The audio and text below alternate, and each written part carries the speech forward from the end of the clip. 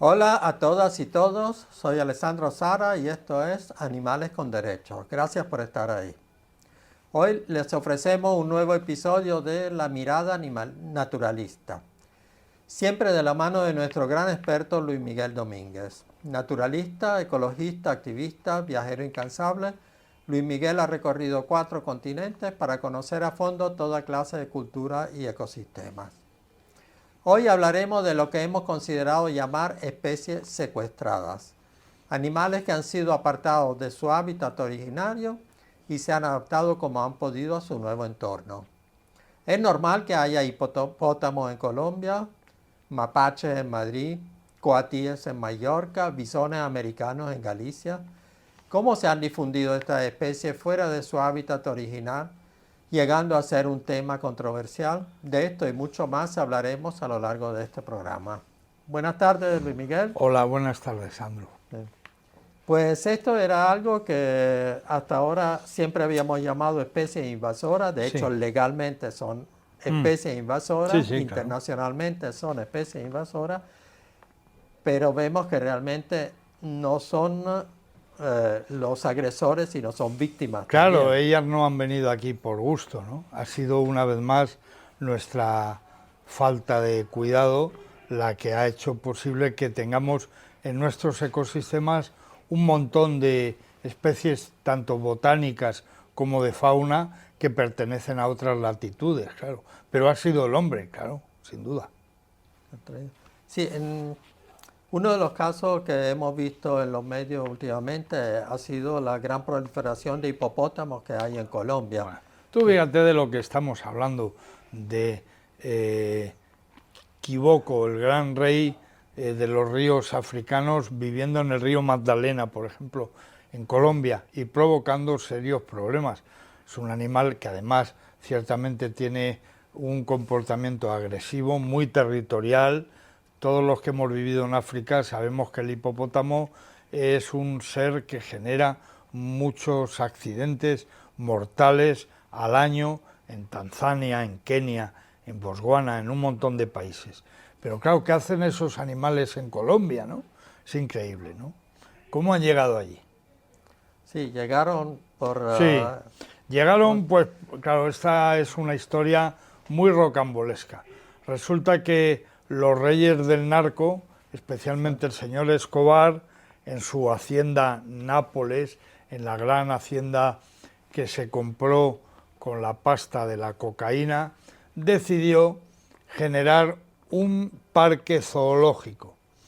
Cuando a este señor en el año 93 le fríen a balazos, resulta que los animales se olvidan de ellos y estos animales se quedan en aquel lugar. Hay un macho de hipopótamo que era el líder, un macho enorme llamado Pepe, que este hipopótamo con su cabeza tira derriba una pared, un muro, y dice a sus compañeros: seguidme, seguidme que huelo a río, que aquí hay un río. Y efectivamente había un río amazónico, un río de esas latitudes, en esa Colombia selvática. Por tanto, no es el río que necesita el hipopótamo, pero la verdad es que aquellos inicialmente 6 ejemplares se han acabado convirtiendo en estos momentos en más de 80 que están habitando el territorio y que han puesto en peligro al manatí, a la nutria del río colombiano, a la vegetación y a las personas, ¿no? Y esto es lo que pasó. Realmente el hipopótamo es una especie invasora que viene asociada al narcotráfico. Es curioso, pero no es la primera vez que el tráfico de droga y el tráfico de especies animales se dan la mano. No es la primera vez. Suele ser muy habitual que estos chulitos y chulitas del mundo de la droga exhiban además su incultura a través de decirte: mira qué tigre tengo tan bonito, mira qué león tan bonito tengo, ¿no? Es algo muy desagradable, pero muy verdadero. Esos hipopótamos están causando un serio problema y no van a ser erradicados tan fácilmente. Sí, porque es muy difícil, porque bueno, el plan sería esterilizarlos, ¿no? Sí, pero ese es el segundo intento de otros anteriores que ha habido. lo primero que hizo el ejército colombiano, desde helicópteros, tirotear a los hipopótamos, incluso al hipopótamo que había iniciado la liberación de sus compañeros de esa cárcel asquerosa, que fue Pepe.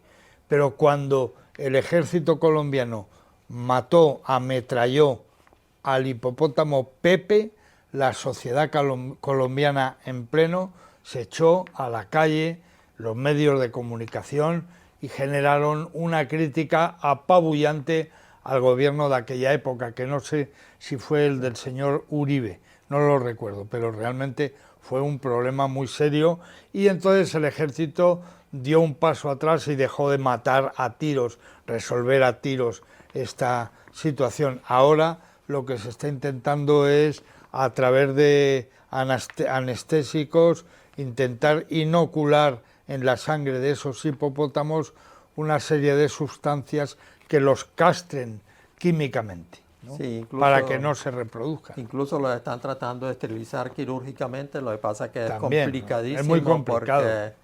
porque no se pueden anestesiar por más de cierto tiempo. Y las especies exóticas invasoras, o como tú bien dices, secuestradas, una vez que se instalan en un nuevo territorio, como no tienen enemigos a la vista, como los millones de años de evolución natural no se ha dado en ellos en un contexto, y para eso está aquí un naturalista, para hablar del contexto, no de la especie como tal, que ese sería el animalismo. El naturalismo lo que viene a aportar es el contexto, el escenario. Lo más importante aquí es el escenario. Al no haber especies que puedan controlar a estas otras especies, es muy difícil erradicarlas. Estos animales, esta fauna, y ya no qué decir de la flora, madre mía, estos seres van a estar causando problemas sin duda alguna. Claro. Ahora, volviendo a España, por ejemplo, tenemos el caso de Galicia, que yo creo que realmente son unas bombas de tiempo ecológica las granjas de bisones, y no lo quieren admitir, porque según datos del ministerio, creo que hasta 2010, cada año se perdían 100.000 bisones, por lo cutre que eran las granjas, que los bisones escapaban uno, escapaban otro. Sí, por supuesto, el propio manejo de estos mustélidos en las granjas peleteras hacía que se escaparan motu propio una serie de bisones todos los años. Como tú dices, unas cifras imposibles de asumir por un ecosistema cualquiera. Cualquier biotopo no puede asumir a un depredador como es el bisón americano, no el europeo, el americano además. Y luego, por otra parte, estuvieron una serie de acciones animalistas mal enfocadas, no cabe ninguna duda, la autocrítica es fundamental, donde una serie de entidades se metían de noche a estas granjas peleteras y abrían las compuertas de las jaulas para que estos animales huyeran y se escaparan. Craso error, horrible error. Por una parte, muchos de aquellos bisones no sobrevivieron porque no tenían capacidad de vivir en libertad. Por otra parte, esa aparente operación buena se convertía en negativa cuando estos animales invadieron los ecosistemas, fundamentalmente gallegos, aunque tenemos bisón americano en el Guadarrama, por ejemplo, hay muchísimo. Es un animal que ha acabado casi definitivamente con el bisón europeo y con otros mustélidos de su familia, como el turón. Tenemos un problema con el turón muy serio por culpa del bisón americano. Y en concreto, fíjate si es importante esta cuestión, yo lo narraba en un documental que hice para Televisión Española, el documental se titula Invasores. Yo filmé nadando en el mar al bisón americano, yendo a las Islas Cíes, al Parque Nacional de las Islas Atlánticas, y llegando allí a comerse los huevos de las gaviotas, de los cormoranes y de otras aves marinas que no tenían ni idea de la presencia de este depredador que acababa de manera eficaz con una serie de huevos y polluelos de manera impresionante. Y hoy ese parque nacional tiene todo un plan de erradicación de esta especie americana que, como sabemos, se trajo a España para ser engordada previamente y posteriormente sacrificada para quitarle la piel, despellejarlos y hacer abrigos de bisón. Cuidado con esto, porque no es el primer caso en el que una especie invasora tenga que ver con las granjas peleteras. Tenemos el caso terrible del coipú. El coipú, la famosa rata nutria, como se la llama así en Bolivia, un animal precioso con un pelo precioso, parece una rata grande, es una especie de capibara con cola, más pequeñito que una capibara. Bueno, pues el coipú ha llegado a colonizar el País Vasco, concretamente Euskadi. Las tenemos en las lagunas de Txingudi, porque previamente se escaparon de las granjas peleteras francesas allá por los años 70 del siglo pasado, y desde Francia han entrado por Irún, y está Euskadi en estos momentos con un problema con el coipú, que se alimenta, es vegetariano y se alimenta sobre todo de una vegetación ribereña como es el carrizo o el taray, tan necesarios. Pues ahí tenemos otro problema vinculado con la peletería, con una industria que ya está bien, ya se sabe que éticamente nos pueda gustar o no. Bueno, hay muchas cosas que decir al respecto, pero además ecológicamente ha generado una serie de problemas que se pueden cuantificar en cientos de miles de millones de euros de problemas generados por estas especies. Sí, la verdad que ese caso de Galicia, bueno, nunca se terminó de aclarar porque las organizaciones animalistas dijeron que ellos no habían liberado esos animales y parece que había todo también un entramado de recuperación de los bisones que no se vendían, se liberaban, o sea, los mismos granjeros liberaban y le cobraban a los seguros. La compañía de seguros encantada. No, yo me creo sí, cualquier cosa, por supuesto. Sí, la verdad que por sí. Supuesto, sí, sí. No ahora, la cifra de animales escapados sin las liberaciones son prácticamente insoportables, sí, obviamente. Claro. Son miles de veces más que la pequeña población de bisón europeo claro. que sigue viviendo ahí. Ahora, volviendo ahí, bueno, y tenemos durante el COVID también que se infectaron de una granja en Aragón y creo que mataron 92.000 bisones. Es una Pero vergüenza. No hay el tema de realmente decir esas son bombas de tiempo ecológico. Claro, quien se crea que podemos seguir viviendo así, Sandro, sin que esto nos afecte, está absolutamente equivocado. ¿Cómo no nos va a afectar cada uno de esos corazones, 92.000 corazones así, de golpe, y por un problema puntual que tiene el Homo sapiens? Estas masacres, que por cierto llevamos a cabo, estos genocidios los llevamos a cabo con nuestros hermanos, el caso de Gaza es evidente. Quien se crea que vas a poder achicharrar a cientos de miles de seres vivos, humanos o no, y vamos a seguir todos tan tranquilos, es que está muy mal de la cabeza y sobre todo del corazón. Así no podemos seguir viviendo. Y de hecho, bueno, la COVID-19 tuvo mucho que ver con la pérdida de biodiversidad. Obviamente, esta es una cuestión que no se nos puede olvidar. Vamos a ser pasto de pandemias, que no hay que ser ni negacionistas ni conspiranoicos. ¿Pero por qué? ¿Por qué una pandemia? La han inventado en los laboratorios, han sido los chinos, ha sido el PSOE, ha sido no sé quién. No, pandemia es algo que le pasan a los animales que, como nosotros, viven una vida de granja. Y eso es lo que tú y yo somos, animales de granja. Eso es lo que somos. Y las pandemias se dan, evidentemente, en estos especímenes, claro. Sí, ahora también hay otras especies que han llegado a España, también secuestradas, tipo cangrejos, Tenemos, no, siluros, no se te olvide, Sandro, que promotores de invasiones biológicas han sido reyes, han sido jefes de Estado, han sido ministerios.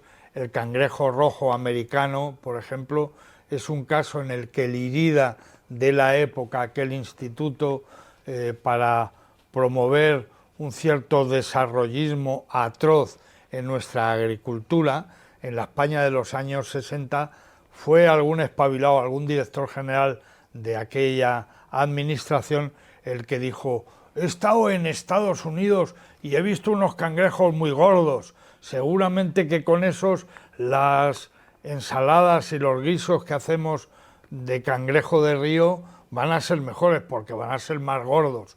Se olvidó ese señor que al introducir ese cangrejo, con ese cangrejo introducíamos también la fanamicosis, introducíamos también una enfermedad asociada a esa especie de cangrejo de río que iba a esquilmar, a extinguir al cangrejo autóctono.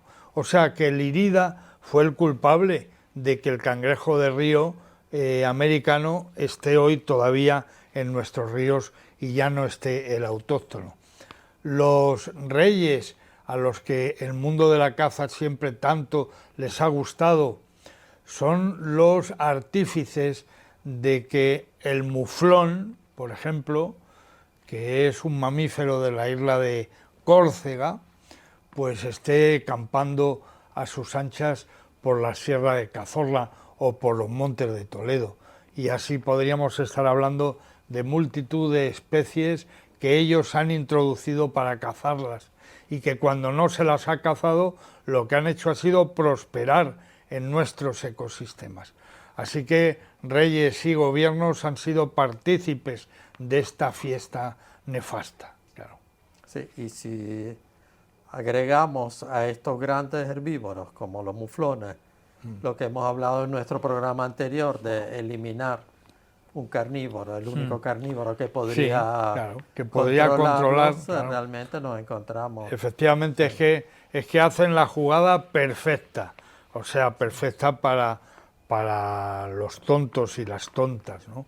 Es que por un lado introduzco especies que no voy a poder manejar y por otro machaco a muerte y persigo sin parar a los grandes carnívoros, como es el oso pardo y como es el lobo ibérico. Y entonces, además, me cargo con la estricnina, con el veneno en el campo, a las grandes aves de presa que podrían también cazar algún recental de estas especies, como es el águila imperial o el águila real o incluso el águila perdicera, que está en horas bajas. Eso es la gestión que ha hecho el mundo cinegético asociado a unas administraciones autistas y absolutamente desconocedoras de la ecología.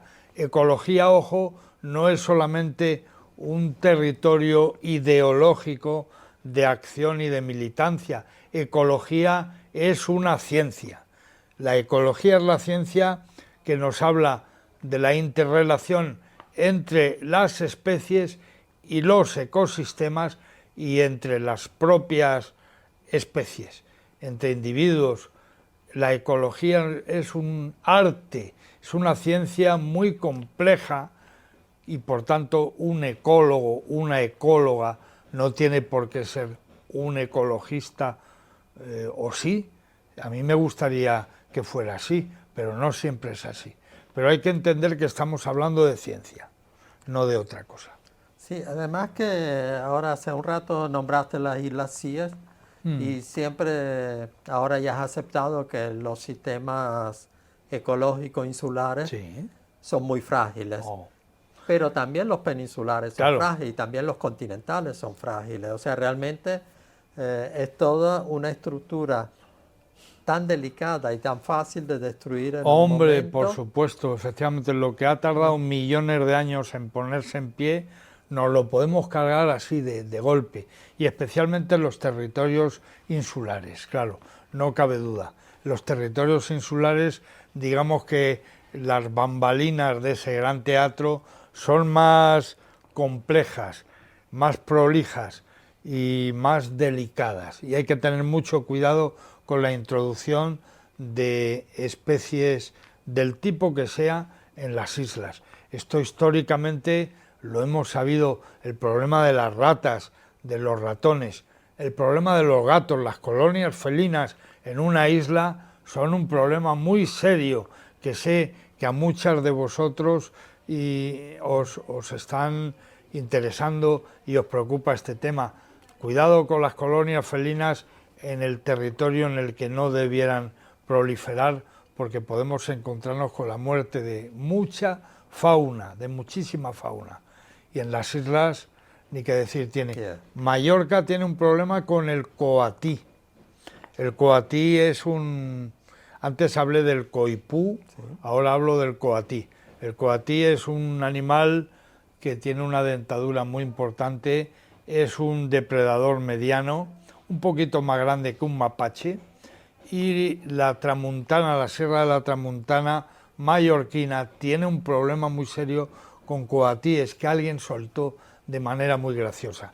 Porque, Sandro, aquí hay un doble pecado. Por una parte, decidir que mi animal de compañía va a ser una especie exótica, en este caso un coatí, pero hay personas que creen que como tienen pasta, tienen dinero y determinados contactos con el poder, pueden tener un león o un tigre.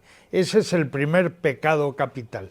Pero luego hay otro, y es que cuando ese cocodrilo que has comprado de manera absurda o ya incluso por internet, cuando ese cocodrilo ya no te cabe en la bañera de casa y estás harto de bajar al Carrefour a comprar pollos porque no para de comer pollos ese cocodrilo, viene el segundo pecado capital, que es, oye, vamos a soltarlo, pobrecito, vamos a soltarlo en la naturaleza.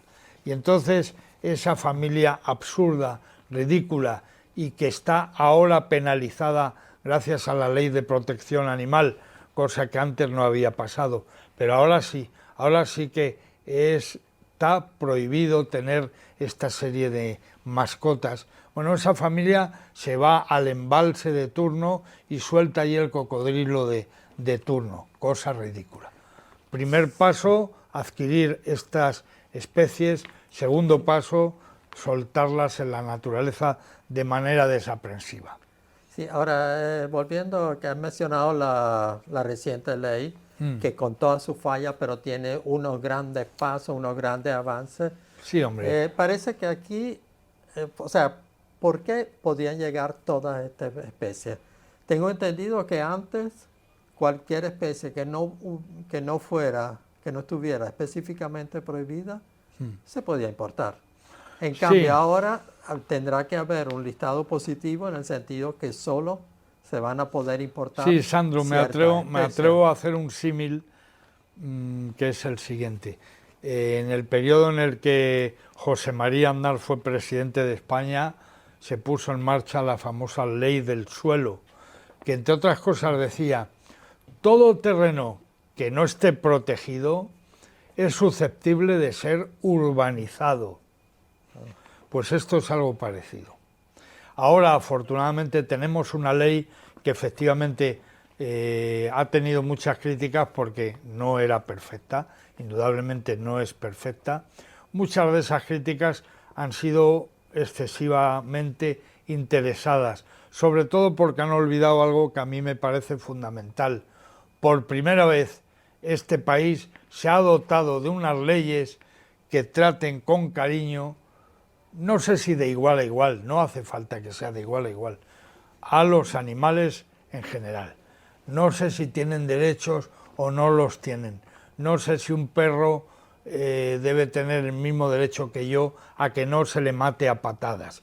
Pero lo que sí sé es que antes de esta ley una persona mataba a patadas a un perro en mitad de una calle, venía la policía, le regañaba de aquella manera, le imponía una multita de mierda y esa persona no padecía ningún problema. Y ahora lo que sí sé es que esta ley pone las cosas en su sitio, con el tema de perros, gatos y otros animales realmente asociados a la convivencia con nosotros y desde luego con respecto a las especies exóticas invasoras.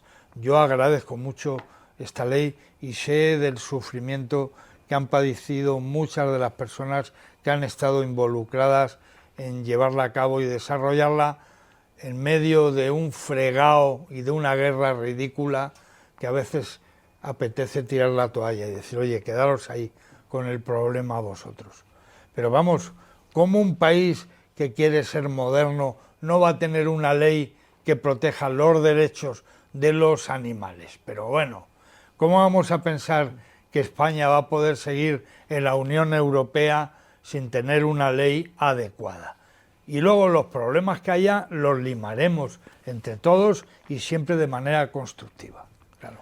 Que de todas maneras, nosotros miramos a Europa para tener unos aliados para avanzar en estos temas, pero en estos días también con el tema del oso hay cierta preocupación, ¿no?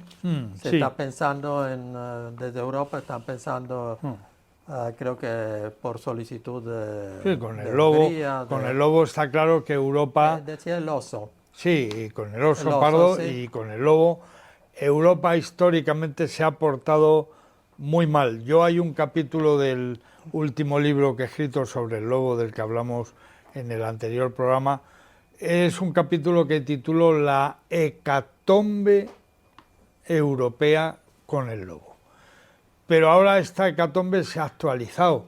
Ya no nos sirve solamente haberlo hecho desaparecer de media Europa, sino que ahora mismo la señora Ursula von der Leyen ha decidido que hay que bajar el nivel de protección del Canis lupus en toda Europa. ¿Y por qué? Pues sencillamente porque, como buena neoliberal, equivoca las cuestiones personales con las cuestiones genéricas, comunitarias. Concretamente ella tenía un pony al que quería muchísimo, me parece muy bien, pobrecito. Este pony fue atacado una noche, según ella dice, por un lobo, aunque no se han hecho las pruebas genéticas correspondientes, no se han hecho una tasación idónea y adecuada para saber si había sido lobo o alguno de los miles de perros asilvestrados que hay en Alemania, en la zona bávara, donde esta señora tiene su finca. El caso es que una persona que está liderando la Unión Europea no puede ser juez y parte, pero ella sí lo ha sido y ha decidido que hay que bajar la protección al lobo en general. Y nosotros la hemos respondido con mucha virulencia, la hemos sepultado con miles de informes, de datos de países y países que dicen mi ciudadanía quiere a un lobo protegido por ley. Entonces, señora, pare usted. Y esto es lo que hay.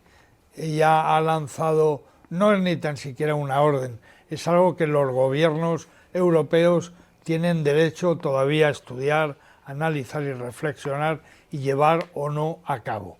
Concretamente el gobierno de España de momento no va a restar ni un ápice de la protección que nos ha costado tanto darle a los lobos en este país nuestro. Ahora, a nivel de proteger o de evitar la importación de especies exóticas, tanto Europa como España, ¿cómo estamos con el tema CITES de lograr limitar? ¿Estamos igual que antes que uno podía traerse casi que dentro No estamos igual precisamente por la ley aprobada por el gobierno español, la ley que hemos citado anteriormente de protección de derechos de bienestar animal, ¿no?